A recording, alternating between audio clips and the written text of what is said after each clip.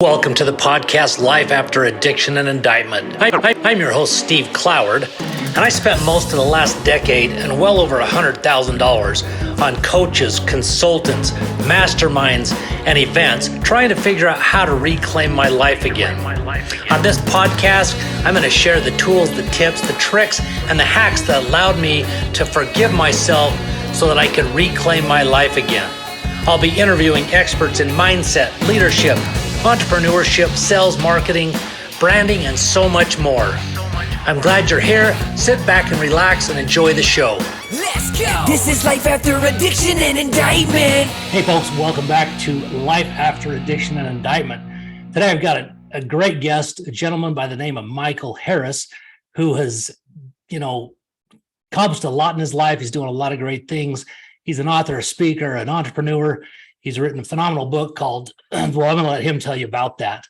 And we're going to get into that as well as his story. He's been through a lot, and, I think it's something that will really inspire you and help you, overcome the challenges, regardless of what addiction you might be dealing with, or any just trial that's really kind of got you stuck. This is a gentleman who's going to be able to really inspire you to realize that as tough as it might seem right now, and as difficult as it might be, you might feel hopeless at times, but it doesn't matter. I remember being in that situation thinking it'll never change, but you just have to live today and get to tomorrow and then live tomorrow.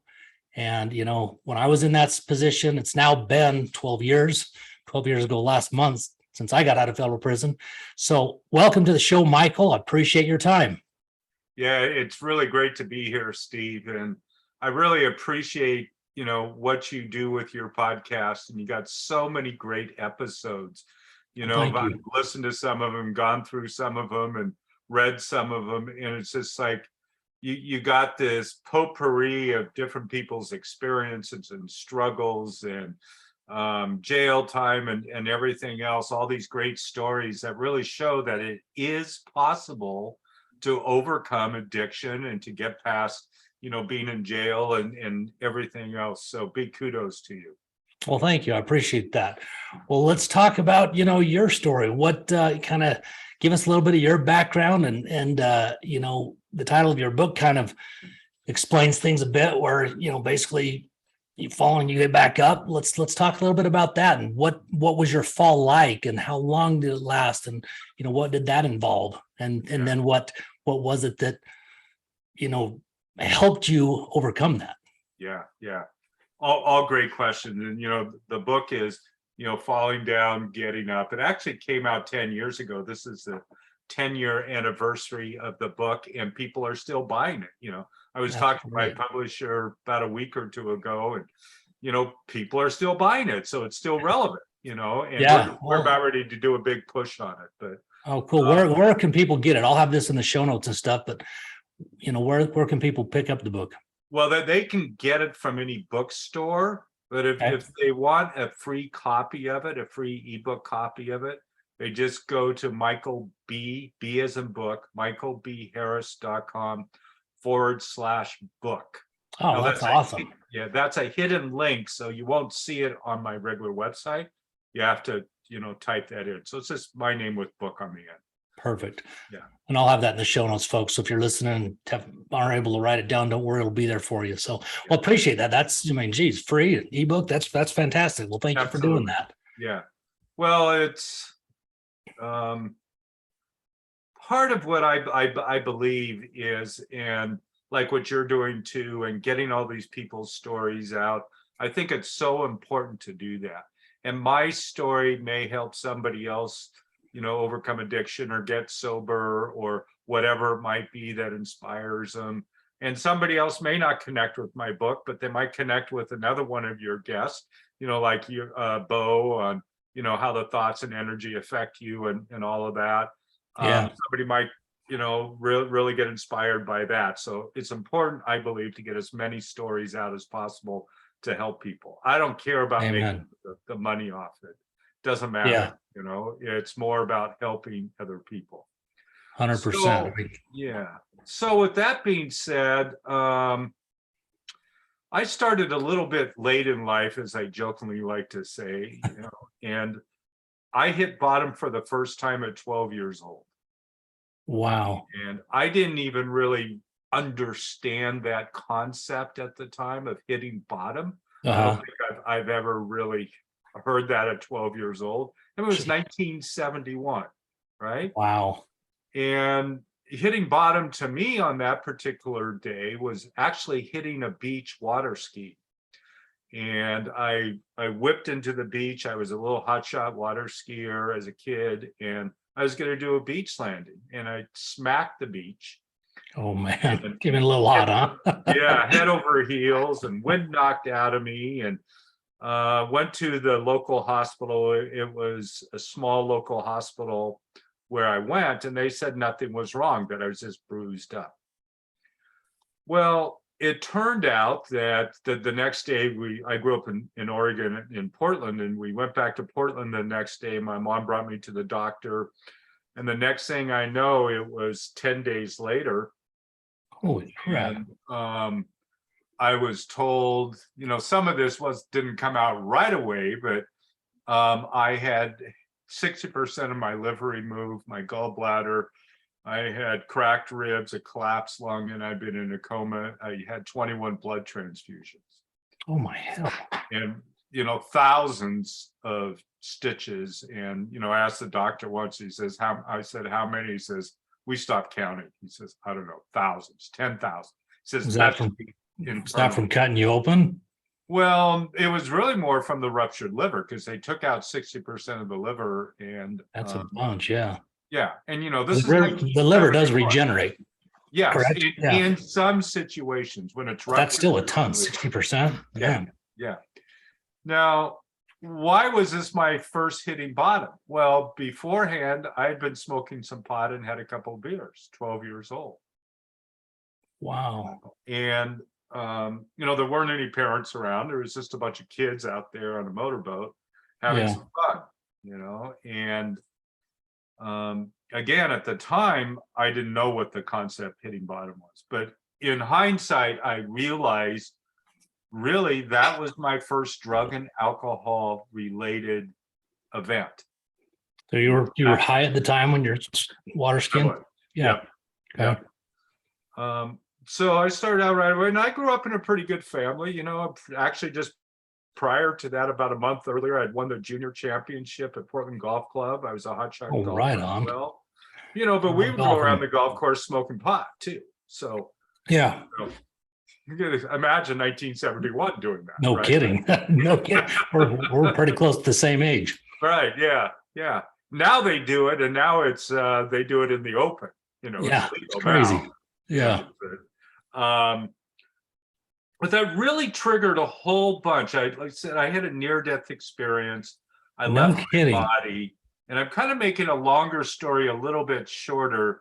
There's more of it in the book, but I'd love to have you back on, because I read a lot about that stuff. About near-death experience. Yeah. It's always fascinated me.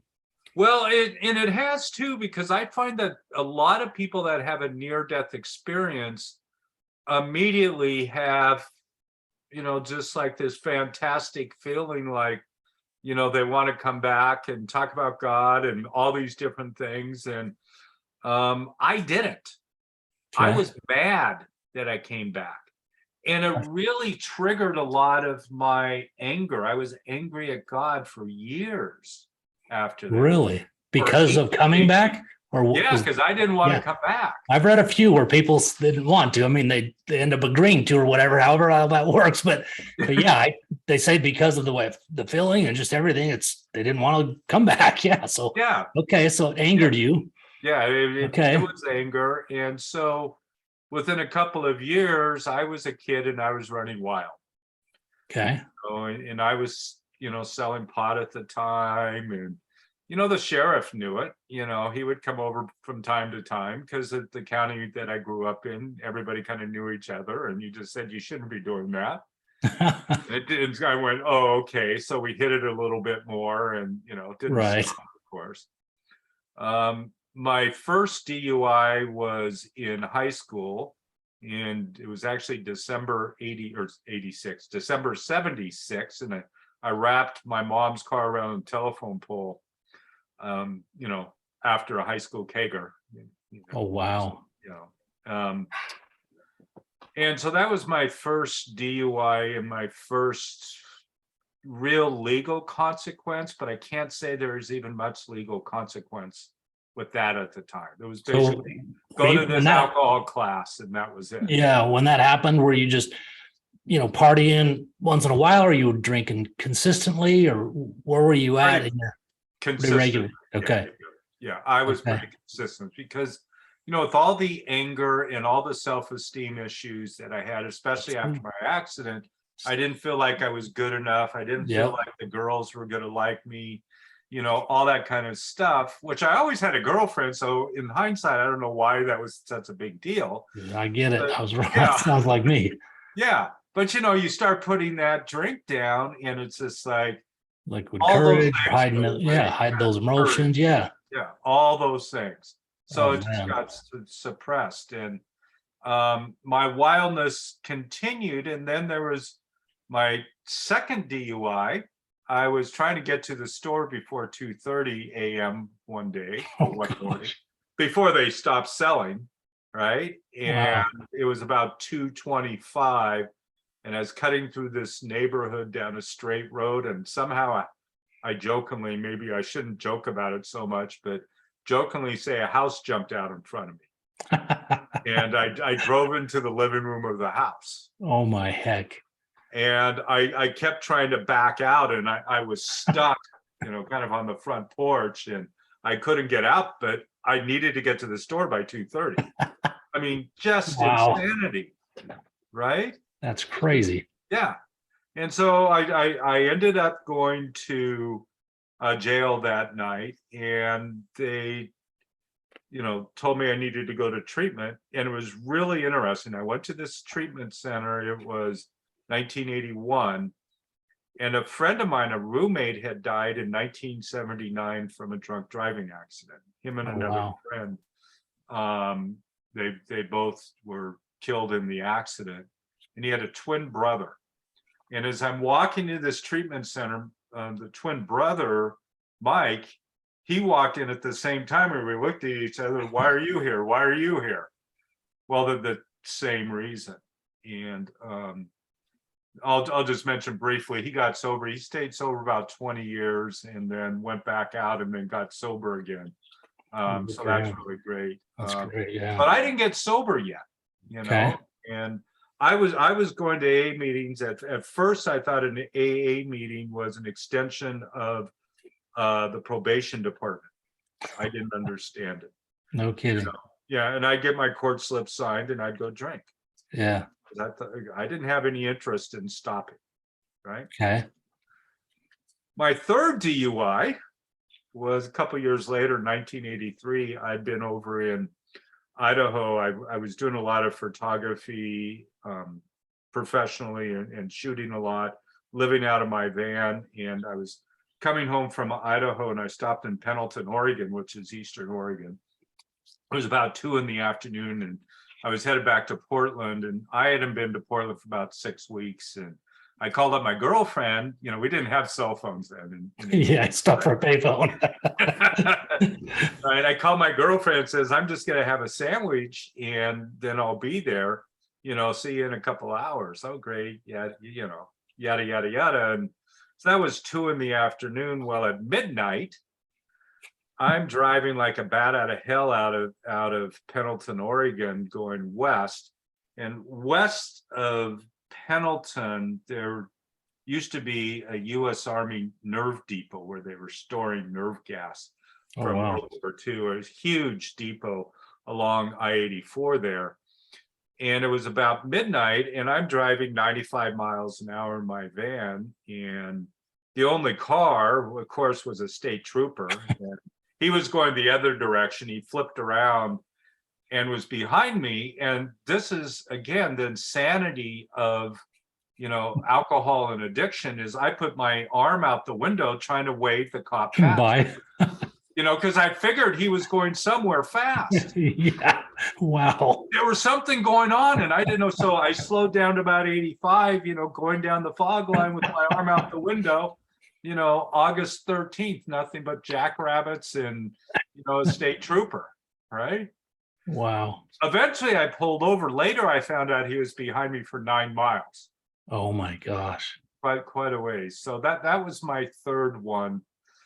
And my last DUI. I was arrested once later on for a failed drug transaction.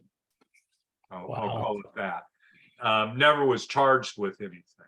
So I was able to really avoid prison. I spent some different short periods of time in jail, and that was enough for me. Yeah. So that scared me enough a couple of times. And one time feeling like, I was going to get the crap beat out of me, that kind of stuff. Yeah. And it kind of scared me. And I started struggling with working to find ways to not drink. I would give up, I would quit, I would go on the wagon, and none of it really worked. Right. None of it worked. Well, 1986, fall of 1986, I ended up at OHSU, which is Oregon Health Sciences University, and seeing the doctors there in the vascular department. And I didn't know it at the time till I was there. I mean, I was walking on a cane. This is how far the alcohol, the drugs were affecting my body. And I ended up with peripheral vascular disease, atherosclerosis. And my right leg was 100% blocked, and my left leg was 60% Holy cow. blocked. What were you in your late 20s, early 30s at this point? Mid 30s? Late 20s, yeah. Okay. I wasn't quite 30 yet. Dang. And the nurse, when they first started the examination, the nurse was there, and she didn't even really get into the examination. She just called the doctor, walked over to the phone, picked it up, and said, "Hey, you need to come see this guy." And one of the professors of vascular surgery came and saw me. He said, "We might have to take your leg." That's what I was wondering. Yeah. Geez.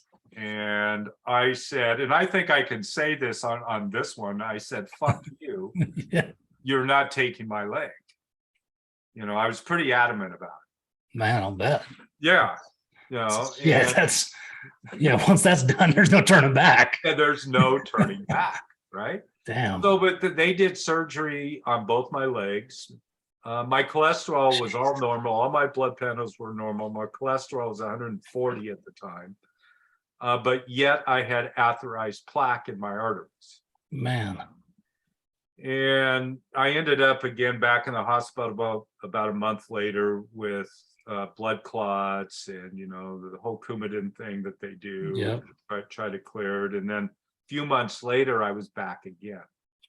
Jeez. And I was back again because I'd come in for another examination. And they said my legs had reblocked and I needed to do this additional surgery. And again, I was not willing to do that. And I left the hospital AMA, against medical advice.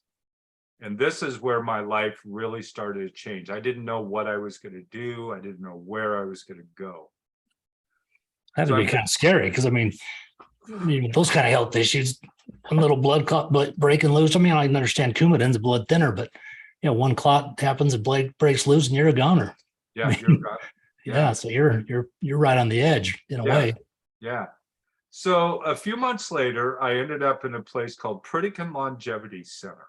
I don't know if anybody's heard of it. There's still one in Florida. This was in Santa Monica, California, and it was right on the boardwalk, kind of just south of the Santa Monica Pier. Okay. And, the doctors in Portland at OHSU had been telling me that when it hurts, don't walk. Well, I show up there and literally I'm walking about 10 feet on a cane is about all I can walk. That's how bad my condition was. And the doctor there said, when it hurts, keep walking. No kidding. Yeah, a little different. A little bit different. Yeah. And I said, well, okay, well, how do I do that? He said, well, the reason that happens is the reason your legs hurt is because of the claudication, intermittent claudication. You're not getting blood flow into your calves and into your legs. So your legs your calves and your feet begin to hurt. It says, but the only way to change that and to build new blood vessels is to walk into it. Because Wow. that triggers the mechanism that builds new blood vessels. Wow. So here I am on the boardwalk, Santa Monica, and he tells me just go out on the boardwalk and start walking. And there's a little like 2-3 foot little, you know, kind of wall there between the sidewalk and the beach right there, right? Uh-huh. And there's lots of girls going by on rollerblades in the Yeah. With even very at little that on. time. Yeah. Yeah. Even in 87, you know. And I did not want to be the 97-pound weakling getting sand kicked in his face. So what did I do? I stood tall. And I started walking up and down that boardwalk. Within 2 weeks, I was walking 2 miles. I was going Wow. back and forth from where I was, Santa Monica, down to Venice Beach and Marina Del Rey down there. And then I'd come back up and then I'd go back down. And I'm And- assuming there was a lot of pain early on, and it probably started to subside as you continued to, improve. Is that correct? So, I mean, it had to be painful as hell when you were only going 10 steps. That had to be, wasn't that the main thing that was probably stopping you? Oh, absolutely. Pain? Yeah. Was the pain. Yeah. Okay. The pain and the weakness. Okay. And I'm about 180 right now, which is about right for me. And I was, 135 at the time. Jeez. My body, the drinking and the using and Eat it up. Yeah. just like ate up. So I started walking a lot, and it was also a place where they only fed you a vegan diet. So there was no meat or anything. It was all plant-based. And so the walking and the food really, really helped. But Wow. something else happened there too, Steve, was that they had a yoga class in their basement. Okay. And, it was more like a stretching class. I mean, how much yoga can you do with, a bunch of. Well, you can do quite a bit because I've seen your photos. So now I can. Yeah. Yeah. I'm jealous. Yeah. 'Cause I need some work because my body hurts like hell. Anyway. Well, jump in. Yeah. But when I came back to Portland, I started doing yoga at the gym and really liked it and kept doing it. And I would go walk in a park every day up this hill in Portland and back down. So I was doing my walking. I started doing some yoga. And then I had started getting sober in early 87. But then in December 88, I drank one more time. Really? I had not had a drink for 23 months. Wow. And once again, I got angry. I got angry at my girlfriend on the phone and my mom on the phone. And I said, well, I'll fix that. And I also had stopped smoking. Oh, So wow. I started driving into Portland and I stopped at a little convenience store to buy a pack of cigarettes. So I started smoking. And I thought, I'm going to go to this old bar. I know I'm angry because I still owe them money for a bar tab I had a couple of years before. Right. Okay. So I show up at this bar and say, hey, can I pay the bar tab? And they said, well, yeah, you can pay it. And I said, great. Well, why don't you give me a drink too? And so that was at about 5 o'clock one night. And I drank until I passed out at about 4 o'clock in the morning. Jeez. It's like once you start drinking, at least for me, I couldn't stop. Yeah. Oh, yeah. Right. Yep. So I kept drinking. The last thing I drank was cooking sherry. It was the only thing I could get my hands on. And it was the best damn cooking sherry in the world. Wow. Because it was there. Yeah, right? exactly. Yeah. Exactly. Right. And I ended up again in the hospital. Jeez. And my boss came, knocked at my door at about 10 o'clock in the morning, wondering where I was. And he took one look at me, and I was working for FSA at the time, Food Services America, and I was a rep for them. And he didn't know where I was. I wasn't answering my page. We had Yep. too. And he saw me. He said, look, he says, you need to go to the hospital, take a week off. I'll cover your ass with our bosses, because it was a big corporate gig. Yeah. He says, I'll cover you, and I'll just tell them you had the flu. That's cool. You got a good boss. Yeah, yeah. Yeah. Well, he was probably similar situation as me, but Gotcha. he was able to manage it a little bit better than I was. Okay. But I ended up in the hospital. A friend came to me and said, "Are you ready?" And I knew what he meant. Yeah. Right? He said, "Are you ready?" And at that moment, I had nothing else to lose. You know, it was just like everything was gone. There wasn't Jeez. any place else to turn. And this thing called God, higher power, universe, Yep. whatever you want to call it, blue rock, it doesn't matter Yep. what you call it. And all that anger that I had went away. And it was like the only place that I had to turn. And once I made that decision, then everything changed. So I now have been sober since December 14th, 1988. Oh, congratulations. 30. That's Thank awesome. you. Yeah. And, you know, it's just like, I didn't know what was going to happen at the time, Steve. I had no idea what my life was going to be like Right. in 1988. And, you know, It's like you're starting over in a sense, that's, yeah, throwing it all in and trusting God and saying, I'm ready to get better, but who knows what's going to happen after this. Yeah. I remember that. yeah. And, you know, here now from the time I had my surgeries, it's been 36 years. I've been sober for Wow. 43 years. And That's a hell of an I'm accomplishment. healthy. I don't have any vascular issues. I do whatever I want. I climb any mountains I want. I walk anywhere I want. I do whatever I want today. It doesn't matter, That's and great. the reason that happened, just like your show, life after addiction, Yeah. and indictment. I was never indicted for anything, but life after addiction, there is hope.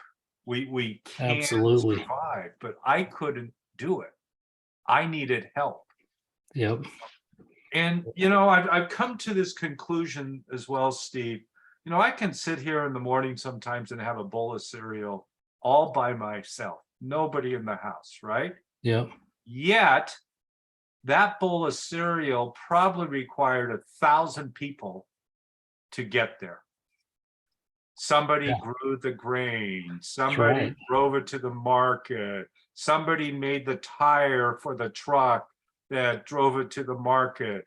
Somebody took the money at the bank. Somebody had a credit line. There was a graphic artist that drew a picture on a box. There was the person that put it on the shelf at the grocery store. I mean, you could just list. That's such, I've never, right? that's incredible when you think about that. Yeah. Yeah. So my feeling is today that we never do anything alone, ever, nothing. The hat you're wearing, you could walk down the street all by yourself, but somebody made that. Somebody, created the cloth for that. Somebody created the emblem on top. Yeah. It's just like we're connected. That's incredible. Oh, amen. Yeah. Totally. Yeah. I vibe with that 100% to the point that most people probably don't even get. And it's kind of weird in a sense, but I totally agree. Everything is connected. It's all just, I mean, we're just one. I mean, and that's I mentioned, like the person that made the tire that went on the truck that drove the cereal to wherever so I could get it. Right. I call that micro gratitude. It's easy to be grateful for, I'm grateful for my couch or my computer or my relationships or that stuff. But can we be grateful for the graphic artist that made the picture on the cereal box? That's a perspective I've never even heard before. And I love that because I do got some gratitude stuff in the mornings and I catch, I don't know if the right word's frustrated, but I feel like, man, where's all these other things that should be coming out? Because it's always these, like the things you're saying, warm shower, air conditioning, a heater, all those normal things, the sun, whatever. But that's really cool. That's going to be something I'm going to really hold on to. That's cool. Yeah. Yeah. We, like I said, we're connected, this book, this mouse, this microphone. I mean, how many people did it take to make this microphone? There's a little red light on it.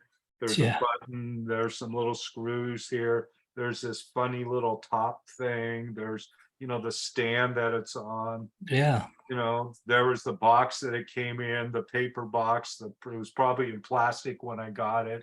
That's interesting because I used to do a little business in China, and I had a good friend that had a factory over there, and we had a few projects. And as you're saying that brought back all those memories, because one project we went to the company that did the print, the company that cut, the cardstock that was the backer inside the plastic, and then the plastic company. And that's really interesting. I had never thought of that for 15, 18 years. And that memory just triggered, and that just made it so simple to think of what you're talking about, because there is so many people touching everything that we're involved in every day.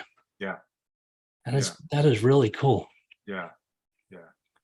So you finally have the buddy that asked you if you're ready. Yeah. And things, like Do I it. said, they started to change, and he really helped me a lot to see where I was and what was going on, and to realize that I couldn't do it alone, and that I needed help from other people. And I got it. And I knew my life was changing. I mean, I can still feel, it was almost like a swooshing feeling when I made that decision in 88. It was just like, and it's just like, my life is about to change. Again, I had no idea what that meant. Yeah. And since then, I've made a lot of money. I've lost a lot of money. I have 3 yoga teaching certificates. I've owned yoga studios. I trained 6,000 or 7,000 yoga teachers and thousands and thousands of students. I coached yoga studios around the world in business, made a whole bunch of money. We generated about 40 million bucks doing that. I still teach. I don't own a studio today, but I teach 6 to 10 times a month. Oh, wow. Today, though, my passion is stories. Stories? The stories is helping people get their story out. I love that. Yeah. Which is kind of like what you do with your podcast. You're helping people on. Stories. Well, it's been interesting to see how I've evolved a bit, in doing interviews as well. I actually have a high school English teacher. He still lives in this area. I run into him every once in a while, and he actually listens to this podcast pretty regularly. And, to have somebody like that, reach out to me through a message, he messaged me on a DM, and this was, I don't know, maybe 3 or 4 months ago. Yeah. And just saying how, it's improved. And I have to give a lot of credit too to the quality of the guests and me being a little more intentional, to be honest. But that meant a lot. And crafting our story is very important, because you're the perfect guy, and I'd like you to talk about a little bit. I think you're the co-founder. Is it Endless Stages? Yes. Is that what it's called? Is that where you guys focus on helping people create their story or speak, or tell us a little bit about that? Because that's something that, I've been interested in, because I've spoken a few times at different churches and things. And, I've always struggled with doing this for a business. And I frankly don't make any money, but I keep the podcast going because it's gone for a while and I don't want to stop.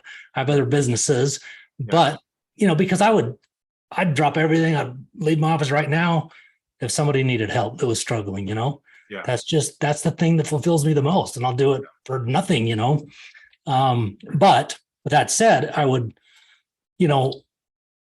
when I've done that on those few occasions, the feedback and that you get is so fulfilling. And just like having you on and your story and other guests, like you said, very beginning, is certain people will resonate with different personalities. It's not that the story's necessarily better or anything like that, or they're a great speaker. It's just human nature. And so I think it's important that we do, get out there and express and get our stories out there more and more, because we live in a tough time, and it's going to be tougher than ever very soon. It's already very tough for a lot of people. Yeah. And people are going to need help, man. Yeah. And, I want people that are listening, all you got to do is message me. If there's any value I can bring to you, I'm there to do it, period. Yeah. And don't hesitate, because pride gets in the way. Yeah. But don't let it, because, me and Michael, we've both been in those positions, and that's what I wanted to ask you is, what you felt, because I want to talk about pride a little bit, ego, pride, whatever you want to call it, because that's what held me back a lot of times in my life. And to this day, sometimes it still gets in the way, and it's really silly, but that's a fact,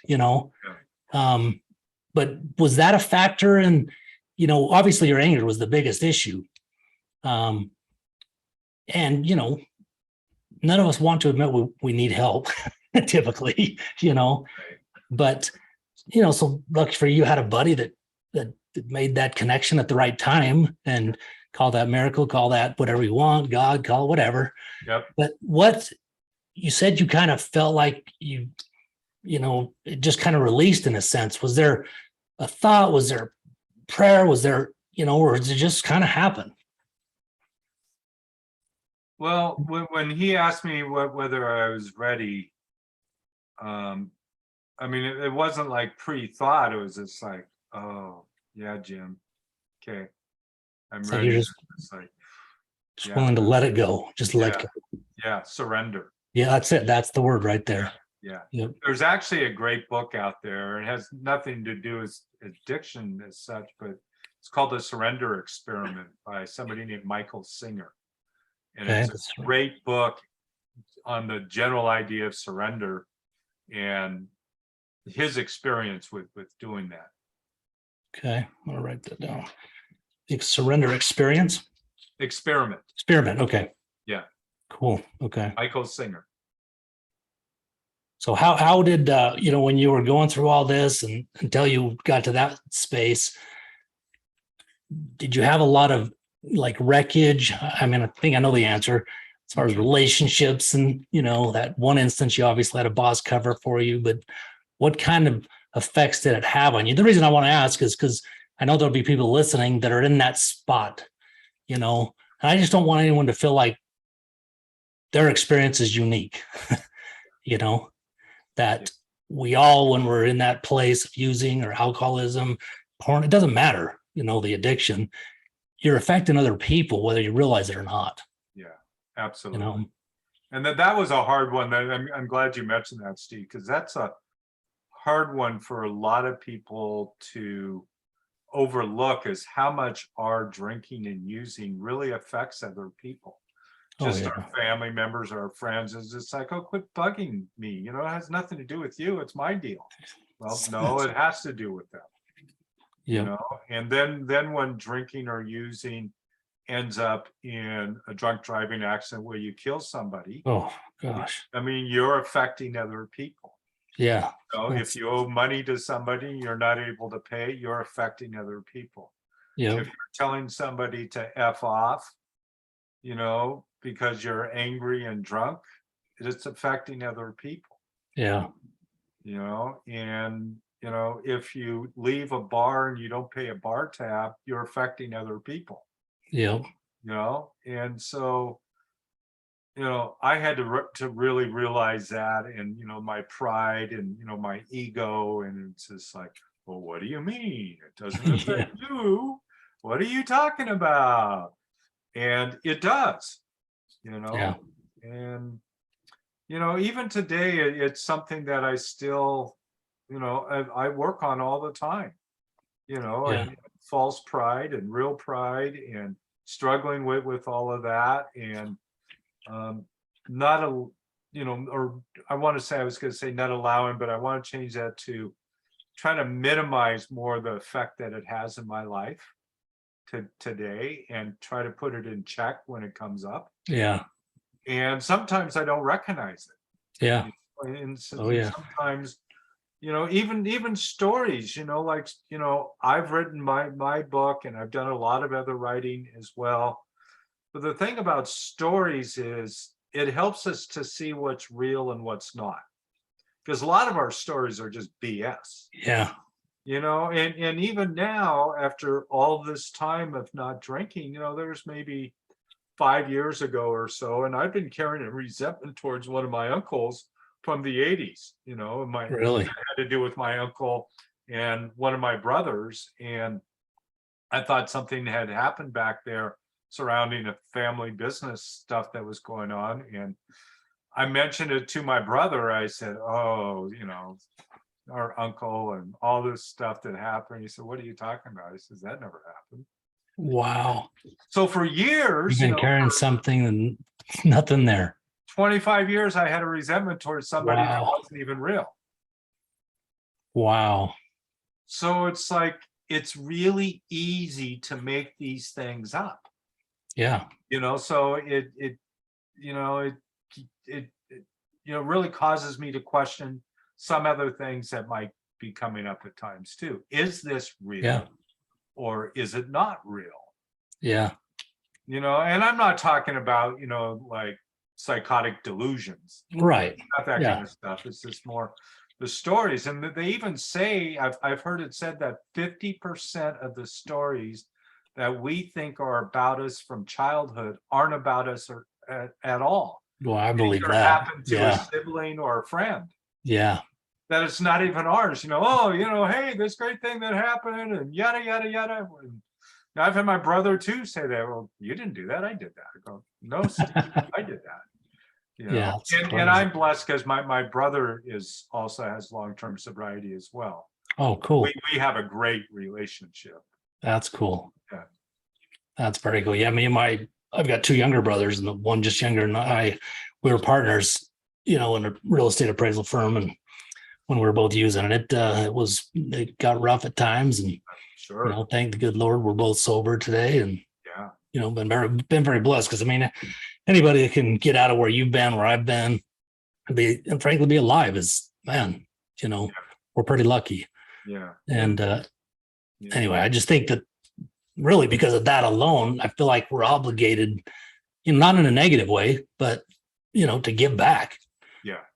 To help other people, to let them know that you can do it. If we can do it, anybody can. Yeah. Well, There's a prayer out there, and I don't know. I should check the history of it, but I don't think it comes from any particular religion as such, but basically says, take away my difficulties, that victory over them may bear witness to thy power, their love, and the way of life. There's no way that we can bear witness. There's no way that you can have a show about life after addiction unless you went through it. Yeah. So to be of service, to help other people, to, drop your business and go help somebody if they ask, the only way that that's possible is that you went through it yourself. Yep. Yeah. So there's a purpose in that. There's a purpose in all the crap that I went through. And there was a purpose why I ended up writing this book, that some people read it and, have a better life as a result of it. Absolutely. Absolutely. Yeah. So let's talk a little bit about, in your younger days, your 20s or whatever, you were, sounds like a sales rep, and what was it that got you to become an entrepreneur? And tell us, obviously you had some massive success. You had a company doing 40 million plus or whatever. For those that are struggling, and I don't mean struggling in your addiction, I'm talking, you're through it, but you're just kind of stuck, because that's where I was for a long time, 8 years after I got out of prison. Yeah. And it was really right up here between my ears. So for people that, that are struggling, that just feel stuck, either they can't get a job, maybe they have a felony. That's a huge reason that causes people not to get a job, but how they can really take over, control their life at a time when they probably lack confidence, really aren't sure, maybe haven't done anything entrepreneur before, but they've had a dream about something. What advice would you have for somebody like that to take that step, other than, face the fear, but with your experience, what would you say? Well, this might sound a little bit like a contradiction, but I know that I found that every time I tried to take control, it was because I was out of control. Yep. Right.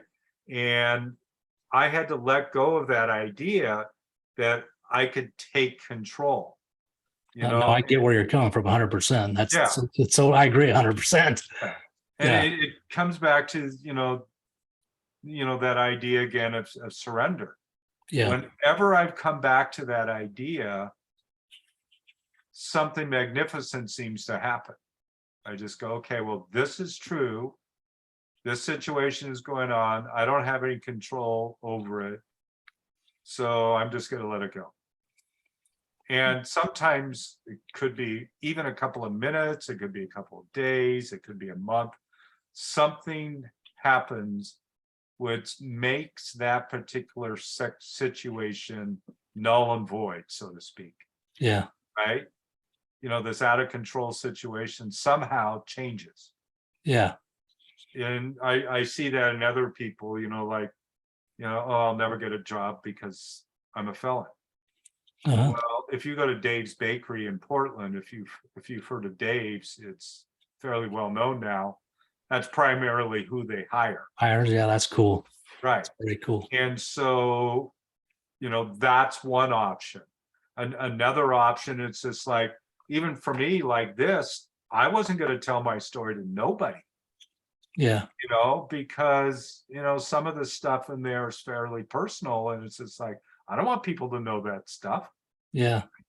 But I also discovered that by letting that go, by writing my story, by telling other people, I took all that energy away from it being a fearful thing or an ego-based thing that I couldn't tell somebody, to a superpower.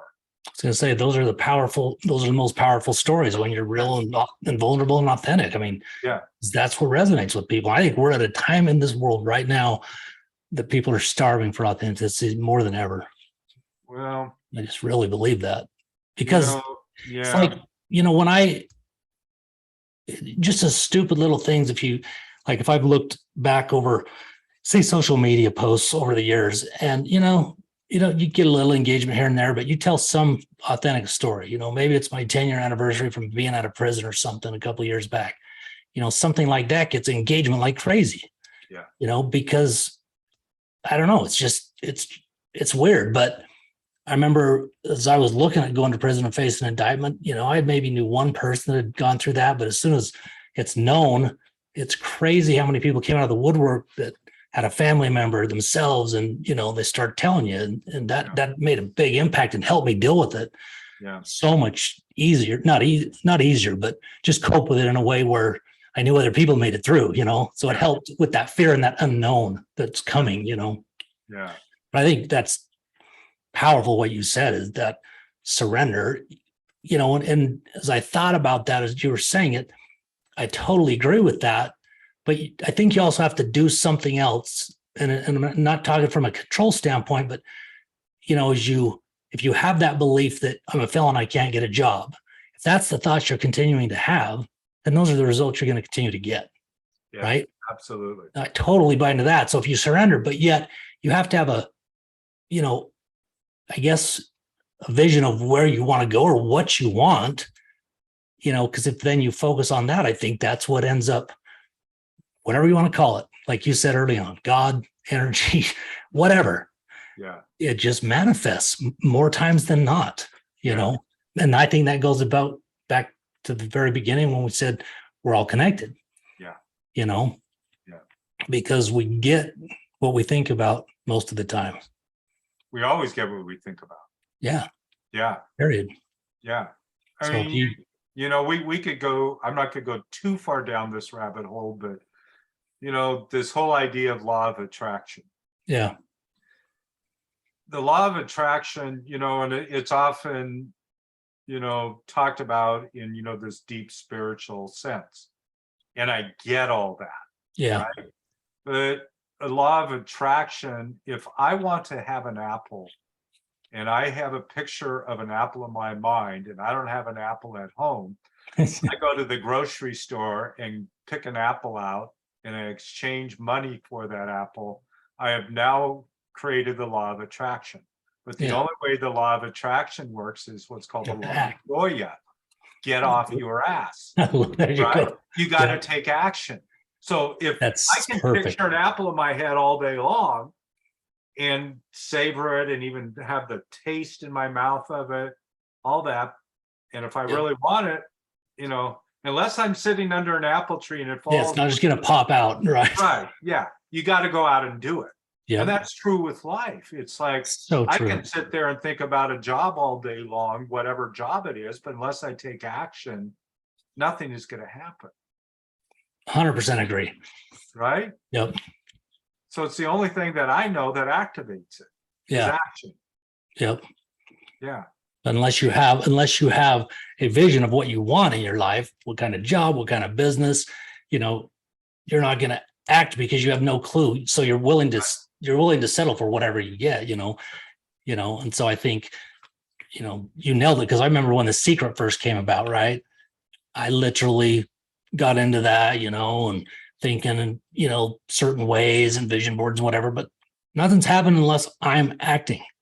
Well, I'll like tell you you a said. little thing about The Secret. Uh-huh. So when Rhonda Byrne wrote that book, The Secret, she went to my brother Bill and said, I need help putting this together. No Will you help kidding. me put this book together? And my brother Bill was also one of the authors of the book. So Okay. he's in Very the book, cool. in the movie and all that stuff. He has since passed away, but this comes back to this idea of a law of attraction, because that's what it's really about. And a lot of people have thrown rocks at the book, The Secret. They still Yeah. do. Oh, Yeah. you can't sit on your couch and have $10 million drop in your lap by an ant you don't know about. Yeah. Oh, yeah, that's true. But if you get off your ass, you can create your own business and generate your 10 million if you want. Yeah. So it's like John Assaraf, which is John, I like him. John, he was the one that came up with that term, the law of Goya, was get off. Okay, get off your ass. Right. Yep. And so you got to do that action to make it happen. And I even asked my brother, I said, why in the book does it say you're a therapist? I says, you're not really a therapist. You do all this meditation stuff and all of that. And he says, yeah, but the book is just about marketing. It says it brings all of us business. Yeah, no doubt. And it does, whether it's him or John or Yep. Jack Canfield up here, Canfield, or yeah. Bob Proctor, or some old Bob, yep. Success Secrets and all those guys. Yeah. And they applied, this idea of law of attraction, like Bob Proctor. He made a decision what he wanted. He's since passed, but he made a decision what he wanted in his life, and he went out and got it. Yeah. Right. He was a go-getter. Big Very time. much so. Big time.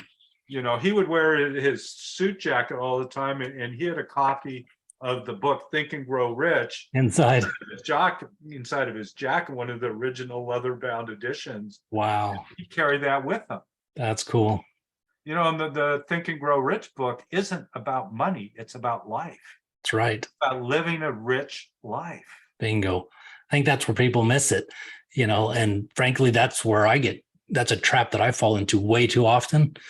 And, I've had a lot of success over the years, and frankly, probably the happiest I was, the most content, less stress for sure, was just first year or two out of prison. Yeah. Didn't have anything, so didn't have many bills, and then so I think that's a great point, because what do you want? We live in a matrix that conditions us, and too many of us, to chase the money. Yeah. And yes, you need money, and there's nothing wrong with money. I think it's a magnifier of the person, but how much is enough? And, what's suffering your life because you're so focused on business or, making your money? Yeah. You have to be very careful, because I've fell in that trap many a times. Yeah. And, both of us are old enough and had enough experience that I'm to the point, none of that really matters. As long as I'm comfortable, that's it, because just time freedom, time with family, people you love, friends, that's all that matters really, and hopefully serving other people, but the rest is just a trick, in a sense. Yeah. But anyways. And I don't remember what the number is, but it's like 78,000 or something like that, the level of happiness, and I'm sure you can Google it, But it's something like $78,000 a year of income is where the people are most happy, or something. I forget the way that they Really? describe it, you What's know, that? but 78,000 ain't much money these days. Oh, heck no. Yeah, Yeah, no kidding. yeah. That's crazy. It's hard to live on that. Yeah, big time. The Big family time. can't live on that anymore. No, Yeah. no way. It's almost impossible. Yeah, Yeah, yeah. yeah. So what is your, what is your main focus nowadays? Well, my main focus, but believe it or not, and this might throw you a little bit, No, not at is all. I have a goal of once a week is to climb a new butte. Oh, that's cool. So like where I live in Central Oregon, there's buttes all over, we're filled with volcanoes and Yeah. lava. And there's all these buttes, and they are everywhere. It's just like the more I get up to, the more I see more. It's just like That's cool. right? Yeah. So and part of that is I still get to walk. I enjoy the outdoors. I find a deep connection with spirit in nature outside. I get a lot of that. It keeps my mind clearer. Yeah. There's so many different reasons that I do that. I come up with lots of new ideas. They pop into my head when it's clearer. Oh, yeah. More clear. And so that's really a huge part of what I do. And this is, again, coming back to this idea of happiness. It's not about chasing Yeah. money. It's Yeah. about what makes me happy. It's about what makes you happy. And anyone listening, it's just like, what really makes you happy? Yeah. And then the thing about the stories, we talked a little bit about that. I'm a huge advocate of the stories. And, I've heard you say too that, so much is going on in the world. And there's places in the world today that if you tell a certain story, you're going to go to prison. Yeah. The word war, you're going to go to prison. So Yeah. there's a lot of this energy around our planet right now. And there's a lot of stories that are just BS stories and, all these things out there. But on a human to human level, wisdom has been passed for eons Yeah. through oral traditions, through sitting around the campfire, through So telling true. stories, and if we can be willing to be open and to be able to tell our story, to listen to other stories, to share each other, even with all the stuff going on in the world, I think that will create more happiness with us. And no matter what happens, if we can be happy, there's more people are going to be happy, and maybe, just maybe, it can all change. Man, I love that, because I'm right there. As far as this may throw some people listening. I believe we're at a time right now in the world where it's time to reawaken. Yeah.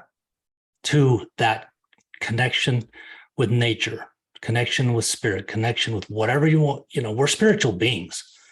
Yeah. My belief is we're spiritual beings having an earthly experience in these meat suits, Yeah. And I think you're dead on what you said. I truly believe that. And I've sensed the difference over last year. More people are talking, and about these types of things, because we've gotten so far off track. And as you talked about the butte thing, I'm sitting there thinking, man, I struggle so bad, Michael.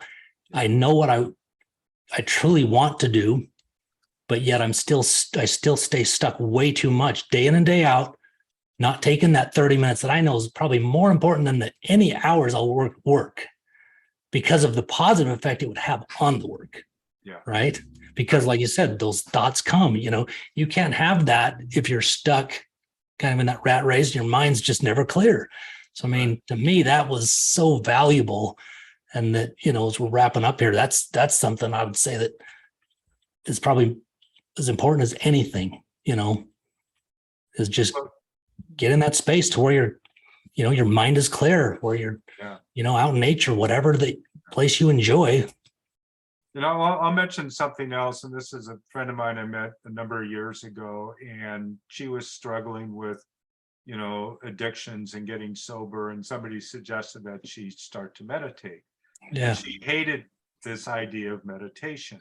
Well, she ended up and she wrote a book called Madly Chasing Peace.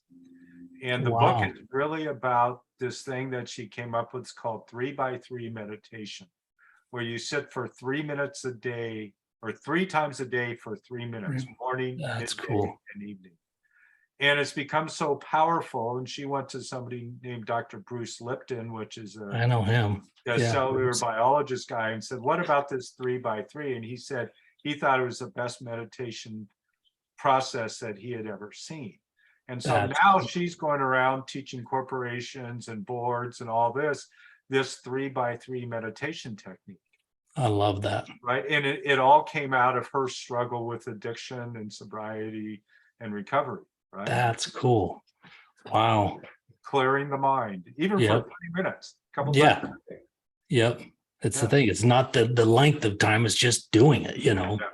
That's cool. Consistency is more important than length. Amen. Amen. All right. Well, Michael, I'm going to give you the last word. Anything, you know, you want to leave with the audience today? Well, I would invite anybody out there, especially if you're struggling right now and you're not sure, you know, where to turn. You know, it's difficult. We don't know where to turn sometimes, and we're struggled and we're stuck, and you know, maybe we're even thinking of suicide. And just know that there is hope. You know, and if you're listening to this show, you must have some idea of hope in your mind. And there's other people, other episodes on here. Listen to this as much as you can. Be willing to ask a friend for help. It's the hardest thing to do. One of the hardest things to do is to pick up your cell phone. You know, it hardly weighs anything, but sometimes it feels like yeah. 1,000 pounds. Yeah. You know, find something, because who you are is important, and everybody's story is important. And one day the struggles, if you're going through this incredible struggle right now, may actually help somebody else. And even if we can save one other person, then we've made a huge impact on this planet. Amen. Well, that's great.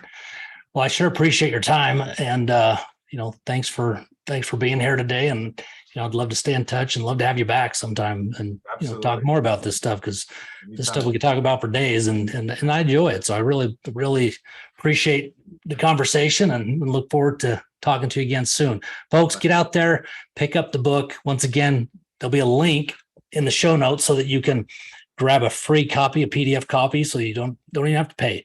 So thank you for doing that. For the audience, Michael, I really appreciate that.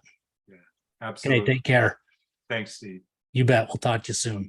If you're a small business owner and want to acquire 5-star Google reviews on autopilot, Backbone CRM is the platform for you. It is the review and messaging platform for local business. It not only will get you your reviews on autopilot, it makes it easier to convert leads, message customers, get paid all in one place. Not only that, but Backbone will allow you to convert more website visitors into leads and more sales conversations with web chat. You can manage your messages with a single inbox for text, Facebook message, Google messages, web chats, email, and a whole other slew of social platforms. It'll also give you the opportunity, if you miss a call, to automatically text back. So when you're away, Backbone will follow up via text so you never lose another customer. You can grow your audience and know where each and every lead is coming from. Backbone is the all-in-one place platform to get you more leads and customers and Google reviews on autopilot. In fact, one of our clients that we onboarded last week, the day after we launched their company with Backbone,